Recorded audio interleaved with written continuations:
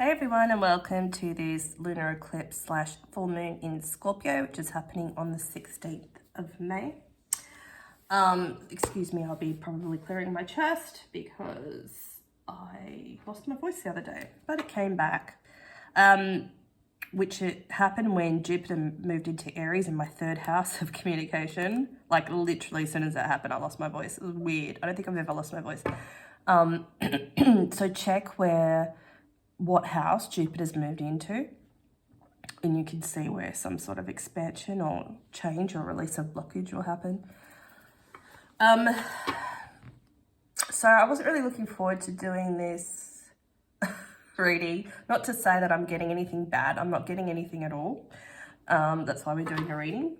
I haven't channeled many messages. I think for me, it's just fear out of last year because I got rear-ended and someone wiped my car out, which I knew was coming because I had the signs. So hopefully you're not getting any repetitive horrible signs. I'm just choosing to stay home a couple of days before the lunar eclipse and after. Not trying to fearmonger. I'm just being the freak of the week. Okay, I did channel a couple of messages. So it was, where are you deceiving yourself and potentially others? Where are you not being authentic?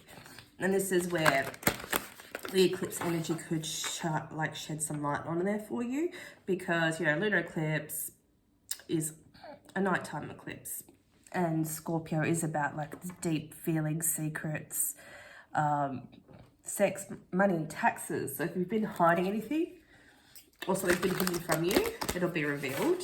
It can be revealed. Doesn't necessarily mean it's going to happen.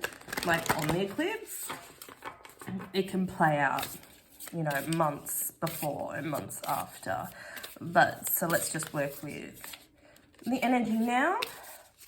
So what's the overall energy? The gift, present, honoring, offering. Okay, I love this. I'll talk about this in a second. I'm so sorry, I'm snotty. But I wanted to get this out because it's running late. So we've got secrets being revealed, reoccurring patterns, deep-seated feelings. So remember we're in a Mercury retrograde as well. So notice something might happen from, I can't remember the last time we had a Mercury retrograde in Gemini, Taurus, because it's going to start in Gemini, and Taurus I think goes back into Gemini. It's somewhere like beginning like 2011 or 2012 or 2013, around then. If you had any issues around that time, they could be coming up now. They could come up now, or they might not come up at all, but just like a bit of background as to why. I know for me, I was like, no, I'm home and hosed. I think that was when I had my spiritual awakening. But I think it was like a year after it all happened, and I had issues with my family. Big issues, like worst issues, or one of the worst things that's ever happened to me in my life. And I just found out this morning that part of that's been surfaced again. But because we've transcended so much emotions and we're so detached from our old self, and we're not assigning the same trauma to things that have happened, if that makes sense. We're a lot stronger. Then I think this is what this lunar eclipse and full moon is about. It's like showing you how strong you've become because of the darkness that you've had to go through. Is this recording? Yes. Okay. Mercury retrograde. And that's what this gift is. Showing you how strong you've become, how resilient you are. And I don't think some of you have realized that you can get through anything, and you have gotten through everything. It's pretty crazy. The old souls, what they've been through. So let's see what houses or what type of energy this may. Oh, okay, we'll take this one because it popped out. Aquarius. Very insightful. It's the healer energy. It's the star. I feel like some of you are ready to shine more on a high level. And you're ready to be seen. I feel like before you may have hid a lot of aspects of yourself, and it could be the spiritual side of you, but I feel like you're embracing that more and you're willing to share it more without shame. I feel like you're strongly ready to shine. And I mean, we are in the age of Aquarius, and this is like breakthrough energy into this. I think it's supporting our goals that are collective and what we want to change in the world, because as we know, there's a lot of fuckery going on right now, and it seems to be like we're going into the dark ages. But the problem is we need to explore the darkness. You know, people that make decisions on, let's say, another sex, it has nothing to do with them, they need to write out, and those people need to come to the forefront so we can, you know, almost take care of them. They need to come out from the darkness. All the evil agendas need to come out. They need to be seen so we can do something about it. Excuse me. Let's see what other energy we're going to have at this time. So also, like, Scorpio energy is about mysticism, magic. I really feel like we're releasing, I think we have already, but any residual painful memories. So this is so new. Future can actually take place. Look at that. Was that at the bottom before? I didn't look. Scorpio, I transform. We're transcending a lot of bullshit. One more from this one. Top one. North Node, life purpose. Love's coming out this one. And I think a lot of my readings this year have a lot to do with that. And I feel like for a lot of you, your life purpose is to teach children, your children or your nieces or nephews, or the next generation, getting them ready to fight the good fight spiritually, and also teach them the old ways and how to heal and pass on traditions. If you have old herb books from your grandma or whatever, that's stuff you need to teach and pass down. Making tinctures, working with flower essences, like that, we need to start getting into that and teaching that a whole lot more wherever we can, even if you don't know any kids. I feel like your life purpose has a lot to do with sharing knowledge, because we need to pass this down more than ever now. We're getting at that pivotal stage in history, which is the part that we signed up for. So we've got the 8 of Wands. Let's pull these back a bit. Can we still see them? Still trying to figure out how to work around the table. It will take me a while. Out of my comfort zone. Ace of Wands. There's a lot of inspiration. We've got the Wands energy here. 8 of Wands is communication. Ace of Wands is, it's like the everything. I know it's the beginning. This is a new chapter. It's like a new chapter of inspiration. Look at 6 of Wands. Victory. Oh my God, it's so cool.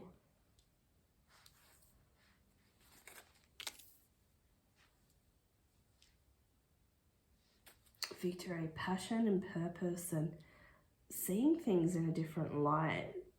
I just feel like, I don't know if I've repeated this 1,000 times, just the way you may have been distracted or frustrated or annoyed before. Like it's like water off a duck's back. Ace of Cups as well, oh my God. Wow, emotional fulfillment, joy, peace, vitality.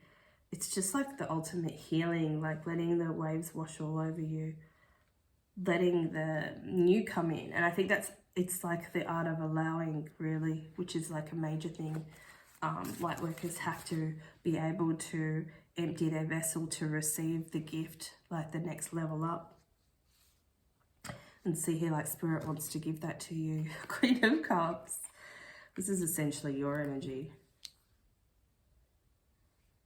And knowing your worth, it's just so beautiful. It's like the best kind of energy. It's like the Wands energy is I love communication. You know, it's that air sign energy. The ace is like a new beginning of inspiration, this big chapter of your life. Just, you know, it's a creative energy that the light workers need to like move forward. Sorry, it's fire energy. Don't know what I'm getting at. But yeah, it's like that, it's a creation, it's a fuel for your fire.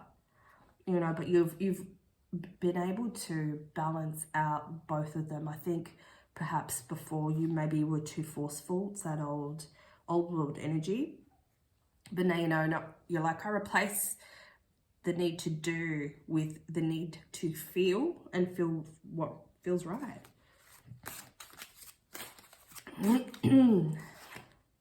The Tower. All right, let's see if this is about what we're talking about. I mean, Scorpio, such Tower energy. Now let's use another deck. Not this one.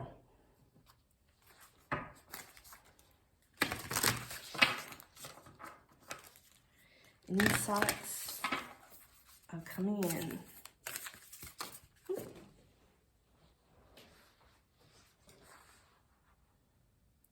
This is definite water energy. Share your soul, frequency of sound, diving deep. And then we've got that transformation energy, the diving deep. Plus the water energy. It's like blending in all of this energy. And maybe that's what it is. It's the balance between the action and the fire and the doing and the forcing with now I feel what feels right for my body. It doesn't matter, my mind tells me you need to do this on this date. It's like you've disengaged from that. I need to do this because I told myself I need to do this. One more from this one. Okay, it's a real beautiful balance between overdoing and overgiving and being hard on yourself. Like, and that was probably like, a school teacher's voice in your head tells you, you need to do this by this time. If you don't, you're, they don't really say it. Well, hopefully they didn't. But the perception was there that you were bad or not good enough because you didn't feel like doing it at this time, or something didn't happen, or you didn't get the assignment, And it always results in shame and kicking ourselves and not feeling good enough. So repeat that, all those feelings that you would have had, hundreds of them, thousands of them in a year, times it by how old you are. And that's what's releasing the overburden, the shame, the guilt, for no reason, just because some butthole millionaire in, was it the early 1900s or late 1800s, decided he wanted to control the world with a fucking schooling system to keep people stupid and teach them how to respond to leaders rather than co-creating. And that's what's falling apart. That need to please a society that doesn't suit us, doesn't fulfill us. It's very, very powerful. And that balance between the doing and the emotions. I said one more, but I didn't. Okay.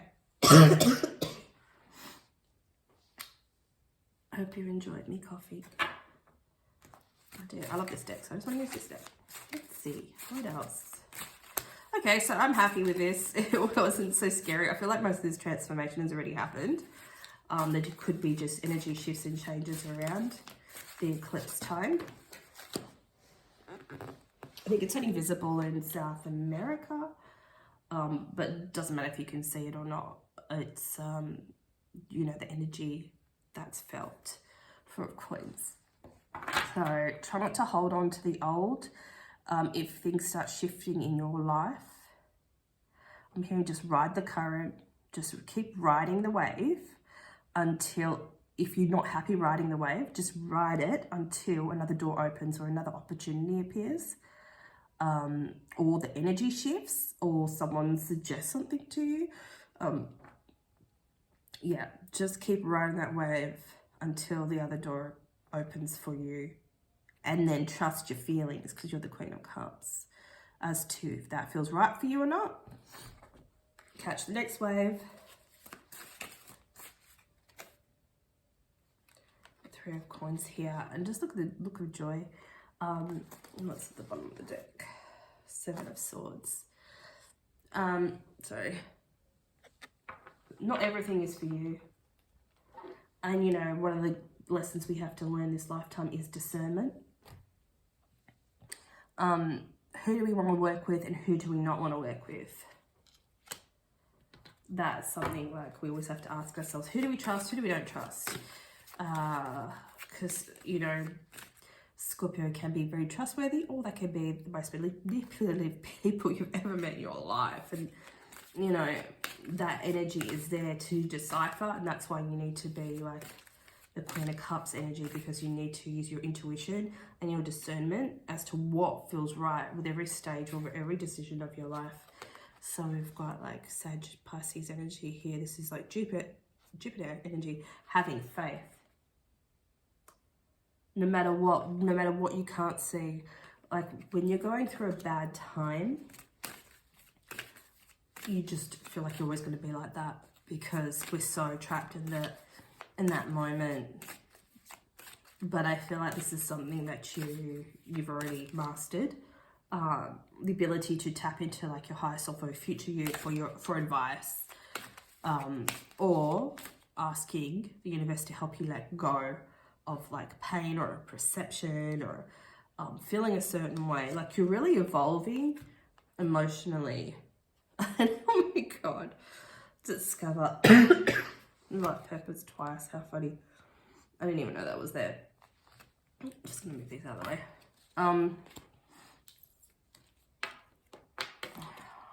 What's more around that? Can we get more around this, please? No, don't say that. Discover your life purpose. Oh, can't shuffle. Dancer of Lies. And that could be something that you're like super good at. You are able to decipher and through a feeling. And I feel like perhaps when you were a child, you were able to do that as well. And I was forced to go to Catholic school, and I'd sit there listening to the priest during church, and I was like, you're full of shit, even though I didn't voice that at age 6 or 7. I could just tell he was lying. I could tell his actions didn't align with his words he was saying, which, sorry to be insulting, but that's what religion is basically anyway. It's just another means to control, like the government. And this is what's being released at the time of the eclipse. And these people are coming out and being outed, aren't they? Which is what we were discussing before. And that could be part of your life purpose. You know, you might be involved, or you might want to study something like investigations, or, you know, uncovering the truth. Truth seeker, that's that Aquarius energy that we had before. Finding the truth, wanting the truth no matter what. You know, and this could be so many different things. We ain't got all day. You know what you need to do. Okay, I feel like we need to do, let's just do one more. I might just clear these. Thank you for your patience. One moment, please. And water might be really refreshing for you as well. Just even making like a scrub, like a Epsom salt scrub with like coffee grinds, so good. And moisturizing and natural. Put a little bit of water in it and use that, the sea salt, even if you don't have a bath or you don't want to waste water having a bath every day, to soak in a tub. It's a great alternative to use that in the shower.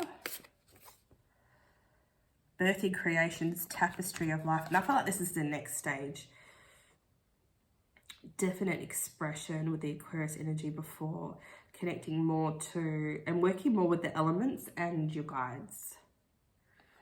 Spirituality is really big on the cards right now.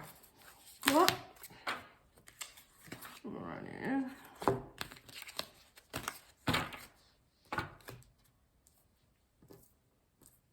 Let's go a couple more. 2 more.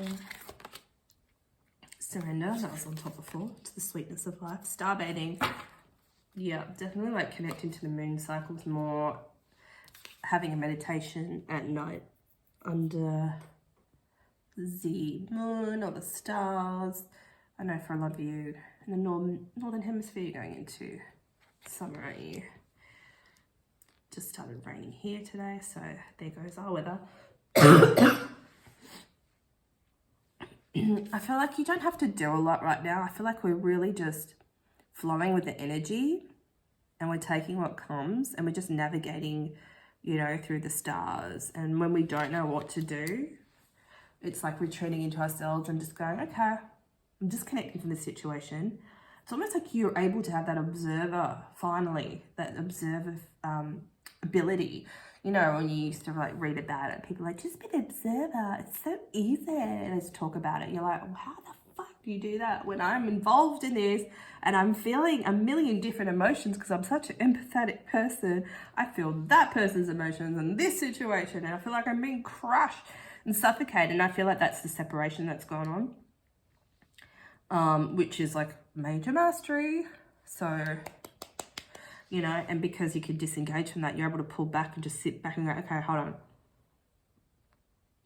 Inside me, what's the best decision for either this person or, you know, or for me?